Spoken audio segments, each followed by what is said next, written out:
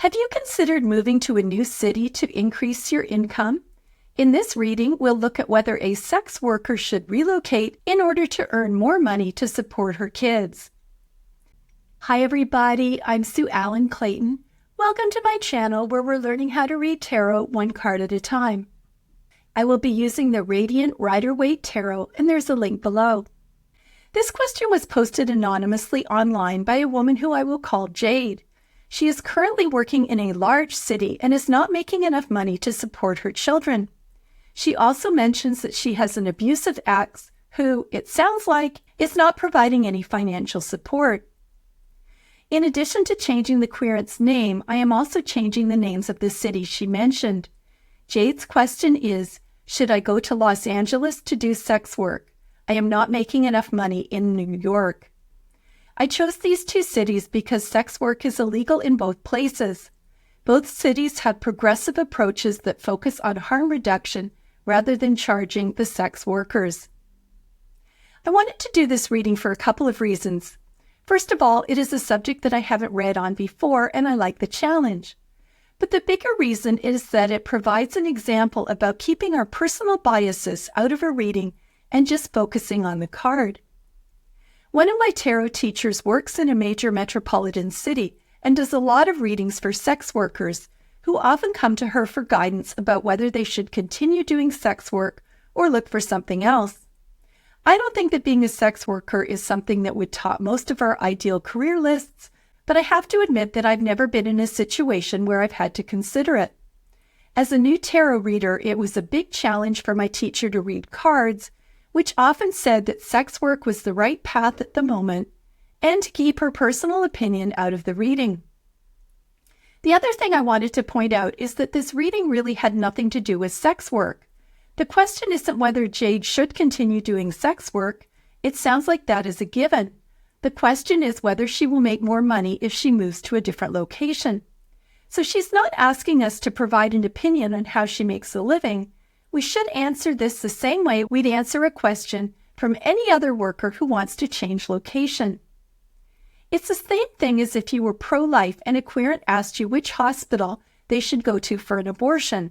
They're not asking for a lecture about how life begins at conception. You should answer that question the same way you'd answer it if someone asked you which hospital they would go to for bunion surgery. Another example would be if you were an anti-vaxxer and someone wanted a reading about whether they should have a Pfizer vaccine or a Moderna vaccine. You would answer this question the same way as if somebody asked you about the pros and cons of whether they should order burgers or sushi for dinner.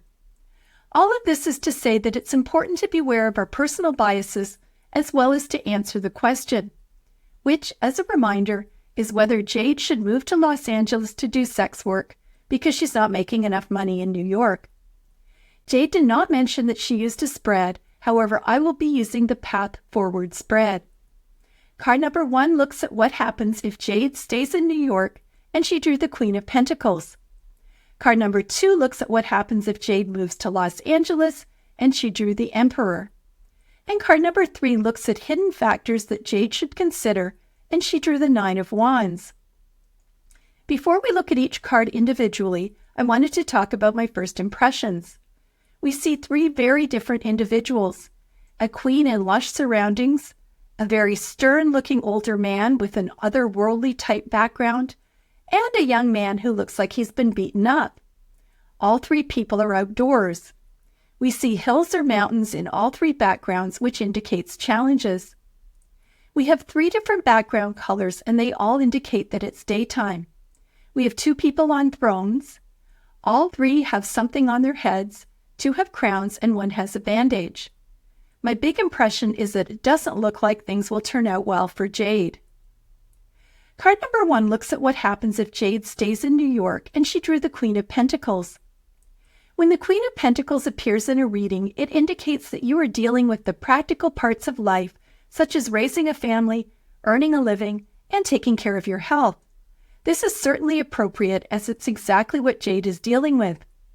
The Queen of Pentacles shows that Jade is warm, nurturing, and hardworking. Jade mentions that she has children, and the Queen of Pentacles is the most motherly queen with a huge heart. She enjoys creating a loving home, taking care of people, and connecting with nature. She's in touch with her feminine, creative side. Look at the throne. On top of the throne, we see a cherub surrounded by clouds. Cherubs are basically low-level angels whose job is to protect Jade. Cherubs also look like children and can represent her nourishing nature or how Jade is focused on protecting her kids. On the background, we see pears. Pears are symbols of fertility and long life. On the left armrest, we see a goat's head. Goats can represent fertility, creation, and physical pleasure. Both of these contrast to the figure that we see in the last card. The throne is gray, which is the color of neutrality. Jade is someone who makes fair and balanced decisions. She is holding a pentacle on her lap with both hands. She's clearly very focused on money.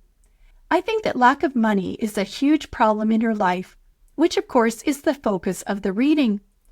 But she's also so focused on money that she's not looking at the beauty that is surrounding her. In the background, we see blue mountains. Mountains are a symbol of challenges, and blue is a symbol of intuition and connection with spirit. The sky is yellow. This is the color of the sun and a very hopeful, optimistic, energetic color. Unlike the other queens who are surrounded by a calm blue sky, the Queen of Pentacles is surrounded by optimism. The Queen of Pentacles generally represents a person who is good with money and financially independent. It is often called the self-employed card. Although this isn't something we generally associate with sex workers, it does fit. Jade is obviously someone who is surviving by budgeting carefully, and she is also self-employed. Since money is Jade's big concern, it looks like staying in New York would be the best position. Since there are no pentacles in the next card, it doesn't look like Los Angeles would be any better. In New York, she is being protected by the cherubs, and she seems to be thriving in the physical world, despite the fact that Jade feels she is not earning enough to support her family. Card number 2 looks at what happens if Jade moves to Los Angeles, and she drew the Emperor. This card has the opposite feel of the Queen of Pentacles. The Emperor is a very strong male who rules over his kingdom. It is a card about law and order, masculinity, and authority. He is somebody who is widely respected but also focused on work. In terms of safety, we can see that his eyes are looking around for threats. He's also wearing armor, so he's ready in case of an attack. I think that this is how Jade will feel if she moves to Los Angeles. There will be no gardens or creature comforts. She will need to be vigilant and ready for battle. Take a look at the Emperor's environment compared to the Queen of Pentacles. His throne is very strong and utilitarian. It is not built to be beautiful or comfortable. We don't see any cherubs or angels to protect her. What we do see are 4 ram's heads on the throne and a 5th on the Emperor's left shoulder. These are related to Aries, which is ruled by Mars, which is the planet of action and war. Mars is also echoed in the background, which is the same red colors as Mars.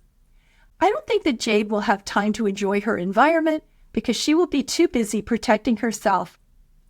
As a side note, for those of you who aren't familiar with the United States, Los Angeles is in California on the West Coast and, due to climate change, has been hit by many large wildfires recently. The background of the Emperor card reminds me of fire, and as I'm recording this in September 2024, we can see videos on the news every night of the sky looking literally orange.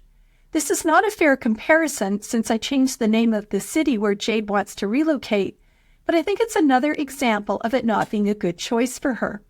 Back to the throne.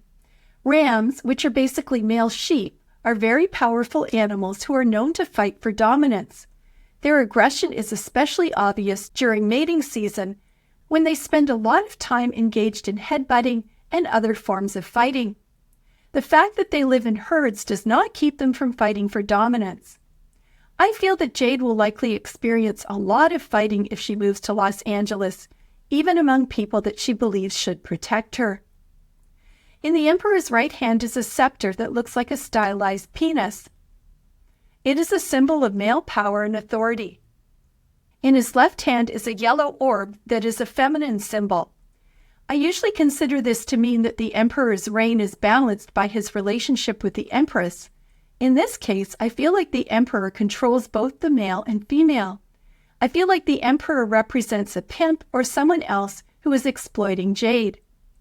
Overall, I feel like moving to LA would be a very difficult situation for Jade.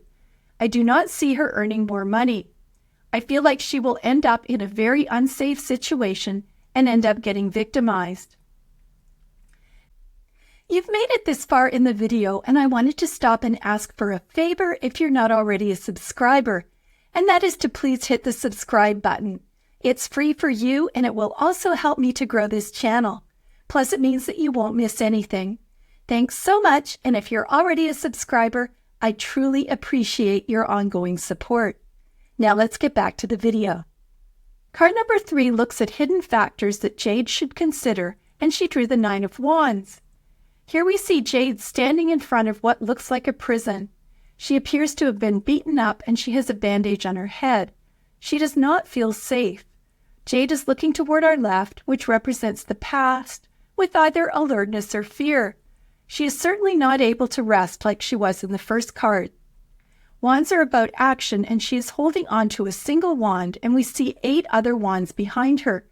Jade may be completely overwhelmed and can only handle one action at a time. The other 8 will have to wait for later. Or it could mean that she tried to build some kind of barrier to protect herself, and it did not work. Jade is standing on a stage. In tarot, stages show that you are apart from your audience.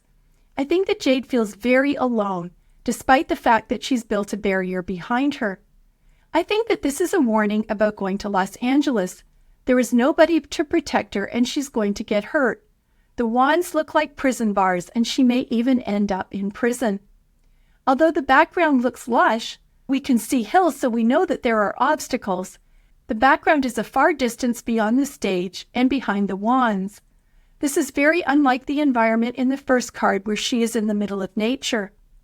In the 9 of Wands, Jade's in a tough environment, separated from nature and from other people, and she's clearly injured. In summary, I think the message is that moving to Los Angeles is not the right choice for Jade. First of all, Pentacles in the first card indicate that New York is where the money is.